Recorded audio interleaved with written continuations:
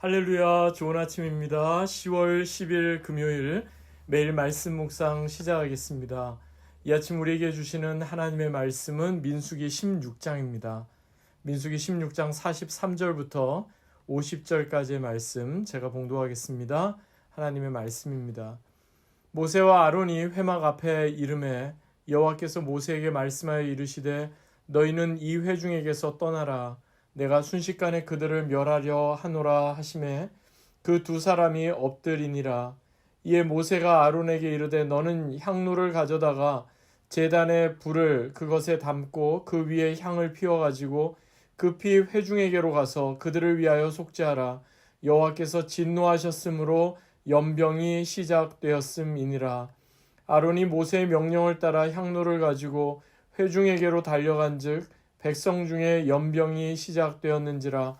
이에 백성을 위하여 속죄하고 죽은 자와 산 자 사이에 섰을 때에 연병이 그치니라. 고라의 일로 죽은 자 외에 연병에 죽은 자가 14,700명이었더라. 연병이 그침에 아론이 회막문 모세에게로 돌아오니라. 아멘.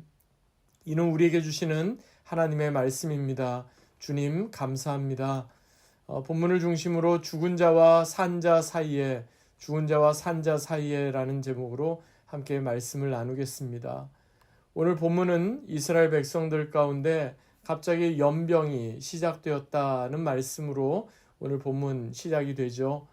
연병, 플래그라고 영어로 이야기하는데 연병이라고 번역된 히브리어는요, 구약에 모두 4가지로 나옵니다.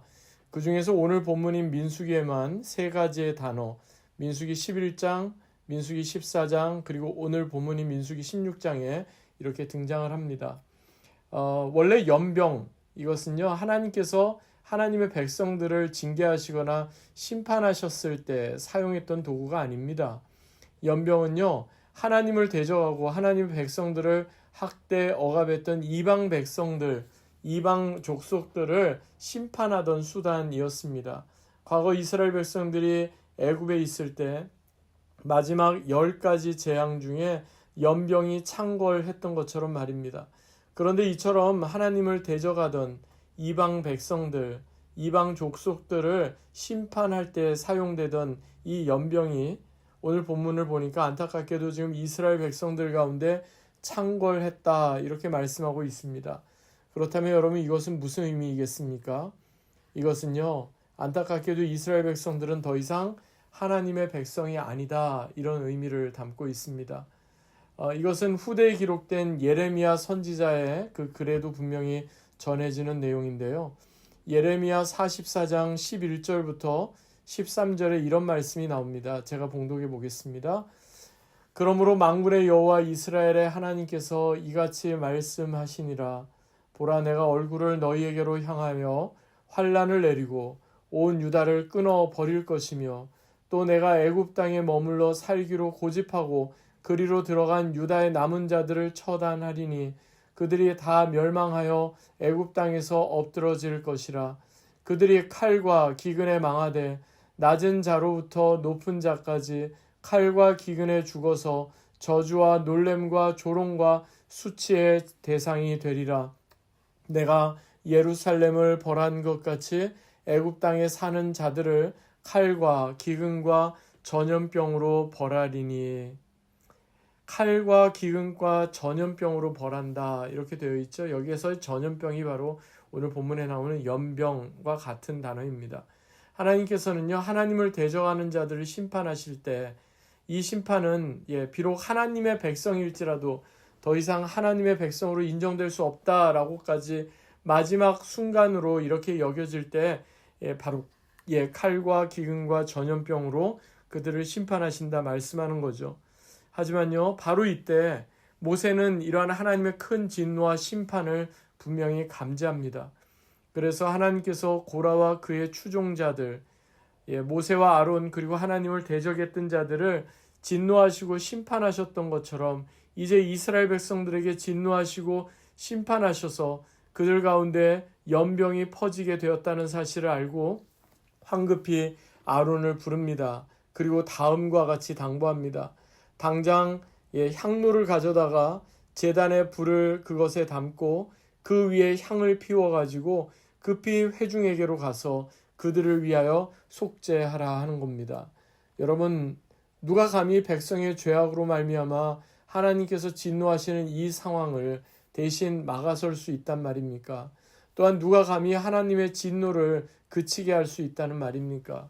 이것은 마치 고라처럼 자기 스스로 거룩하다고 여기고 자기 스스로 높아지려고 하고 자신에게 여호와의 영이 함께하고 있다고 주장하는 사람, 그런 사람이 할 수 있는 일은 결코 아니었을 겁니다. 이것은 오직 하나님께서 선택하셔서 하나님께로 가까이 나올 수 있도록 허락한 사람에게만 하나님께서 허락하시는 그런 일이었을 겁니다. 그리고 이것은 오늘 본문에 나오는 것처럼 오직 죽은 자와 산 자 사이에서 하나님의 긍휼과 용서를 구하는 책임을 감당해야만 했던 대제사장만이 할 수 있었던 일이었습니다. 그래서 지금 모세는요, 대제사장 아론을 황급히 부른 겁니다. 그로 하여금 당장이라도 번제단으로 뛰어가서 번제단에 있는 불을 향로에 담고 하나님의 심판인 연병이 이미 창궐하기 시작한 이스라엘 백성들 한가운데 서라, 이렇게 명한 겁니다.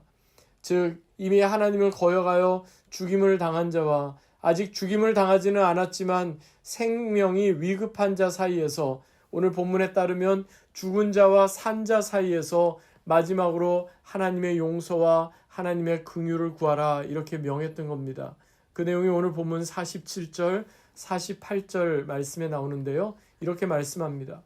아론이 모세의 명령을 따라 향로를 가지고 회중에게로 달려간즉 백성 중에 연병이 시작되었는지라. 이에 백성을 위하여 속죄하고 죽은 자와 산 자 사이에 섰을 때에 연병이 그치니라. 여러분, 언제 연병이 그쳤다고 오늘 본문 말씀하고 있습니까? 아론이 죽은 자와 산 자 사이에 섰을 때 그토록 정말 창궐했던 연병이 그쳤다고 오늘 본문 그렇게 말씀하고 있지 않습니까? 물론 이것은 아론에게 있어서도 상당히 큰 위험 부담이 있었을 겁니다. 왜냐하면 아론은 대제사장으로 부름받은 자였기 때문에 더 특별한 거룩함, 더 각별한 구별됨이 요구되던 그런 사람이었기 때문입니다. 그 내용이 레위기 21장에 나오는데요. 레위기 21장에 보면 여호와께서 모세에게 이르시되 아론의 자손 제사장들에게 고하여 이르라. 백성 중에 죽은 자로 인하여 스스로 더럽히지 말려니와 제사장은 백성의 어른인즉 스스로 더럽혀 욕되게 하지 말지니라. 어떤 사체든지 가까이 말지니 부모로 인하여 더러워지게도 말며, 이렇게 분명히 말씀하고 있는 것을 봅니다. 제사장 아론은 이 내용을 분명히 알았을 겁니다. 어떻게든지 자신이 죽은 자로 인하여 스스로 그의 몸이 더럽혀지면 안 된다는 것을 그는 분명히 알았습니다. 하지만 지금 하나님의 진노와 심판인 연병으로 인해 이스라엘 백성들이 무수히 죽어나가는 이 상황 가운데서 아론은요, 자신의 안위와 안전만을 먼저 생각할 수가 없었습니다. 그래서 그는 모세가 명한 대로 그 즉시 죽은 자와 산 자 사이에 섰던 겁니다. 즉 죽음의 영향력이 더 이상 이스라엘 백성들 가운데 넘어가지 못하도록 자기 온몸으로 죽음의 영향력을 막아서는 방파제와도 같은 중보자의 역할을 감당했던 겁니다. 그렇게 되자 비로소 하나님의 진노가 그치고 전염병이 그쳤다고 오늘 본문 48절에서 말씀하고 있습니다. 그럼 여러분, 이것은 우리에게는 어떤 의미로 우리가 이해하면 좋을까요? 또 오늘 이 본문이 우리에게 전해주는 메시지는 무엇이며 우리는 이 본문을 우리 신앙과 삶에 어떻게 적용해 보면 좋을까요? 간단히 두 가지로 그 내용을 좀 정리해서 말씀드리겠습니다. 첫 번째, 오늘 본문을 통해 우리는 산자와 죽은 자 사이에서 우리를 구원하신 예수 그리스도를 떠올리며 더욱 그분을 의지해야 하겠습니다. 우리가 매주 주일 예배 가운데 고백하는 신앙 고백이 있죠. 바로 사도신경입니다. 그런데 사도신경의 마지막 부분을 보면 예수님을 가리켜 저리로서 산자와 죽은 자를 심판하러 오시리라는 내용이 나옵니다. 즉 예수님께서는 하나님의 진노를 십자가에서 온몸으로 막아내신 대속의 죽음을 감당하신 분이십니다. 이를 통해 죄로 인해 영원히 하나님과 단절되는 죽음 앞에서도 우리로 하여금 다시금 하나님께로 나아가는 구원의 길을 열어주신 겁니다. 어떻게 보면 오늘 본문에 나오는 대제사장 아론의 모습은 장차 십자가에서 대속의 죽음과 구원의 길을 이끌어내시는 예수님의 모습을 미리 예표해주는 사건이다, 이렇게 생각해 볼 수 있습니다. 그렇기 때문에 우리는 괴롭고 서글프고 안타까운 현실 속에서도 더더욱 우리의 중보자 되신 예수 그리스도를 갈망하며 그분을 의지해야 하는 겁니다. 두 번째로 오늘 본문을 통해 우리는 그리스도의 몸된 교회로 부름받은 자임을 확인하며 마치 죽은 자와 산 자 사이에 서 있는 것 같이 우리도 그러한 중보자 역할을 감당해야 한다는 사실을 늘 기억해야 하겠습니다. 여러분, 교회는 어떤 역할을 감당합니까? 교회는 하나님과 세상을 연결해주는 연결고리와도 같은 역할을 감당합니다. 교회를 통해 믿지 않는 사람들이 하나님을 믿는 구원의 길로 그 구원의 첫 발걸음을 내딛습니다. 교회를 통해 생명이 없던 자들에게 하나님께서 생명을 주시고 정말 구원의 방주 역할을 그렇게 감당하는 것입니다. 이러한 중보의 역할, 마치 죽은 자와 산 자 사이에 서 있는 역할이 교회가 세상 가운데 감당하는 역할입니다. 그래서 어느 신학자는요, 교회로의 부르심은 매우 위험한 부르심입니다, 이렇게 표현하기도 했습니다. 왜냐하면 그리스도의 몸된 교회로 부르심을 받았다는 것은요, 자신의 기득권을 이제 포기한다는 부르심이고요, 또한 위험 부담을 감수한다는 부르심이기 때문입니다. 우리 잘 아는 요한복음 12장 말씀에 예수님께서 이렇게 말씀하시죠. 진실로 진실로 너희에게 이르노니 한 알의 밀이 땅에 떨어져 죽지 아니하면 한 알 그대로 있고 죽으면 많은 열매를 맺느니라. 흔히들 한 알의 밀이 되자, 한 알의 밀알이 되자 이렇게 이야기하지만 그 의미가 무엇인지는 별로 생각하지 않는 것 같습니다. 사실 한 알의 밀알이 된다는 것은 자기 부인, 자기 희생, 자아의 죽음을 그대로 우리가 받아들이고 그렇게 살아가자는 의미 아니겠습니까? 사랑하는 여러분, 밀알이 한 알 그대로 있으면 그저 한 알 그뿐입니다. 밀알이 죽어질 때, 썩어질 때 그로부터 많은 열매가 맺혀지는 겁니다. 이제 말씀 맺겠습니다. 베드로전서 2장 9절에 그 유명한 말씀이 나오죠. 우리를 가리켜서 택하신 족속이요 왕같은 제사장들이요 거룩한 나라요 그의 소유가 된 백성이다, 이렇게 말씀합니다. 그런데 바로 이 말씀 뒤에 이어지는 9절 하반절을 보니까요, 그러기 때문에 우리를 어두운 데서 불러내어 그의 기이한 빛에 들어가게 하신 자의 아름다운 덕을 선전해야만 하는 그러한 사명, 즉 중보자로서의 사명과 책임이 우리에게 있다는 것을 우리는 늘 기억해야 하는 겁니다.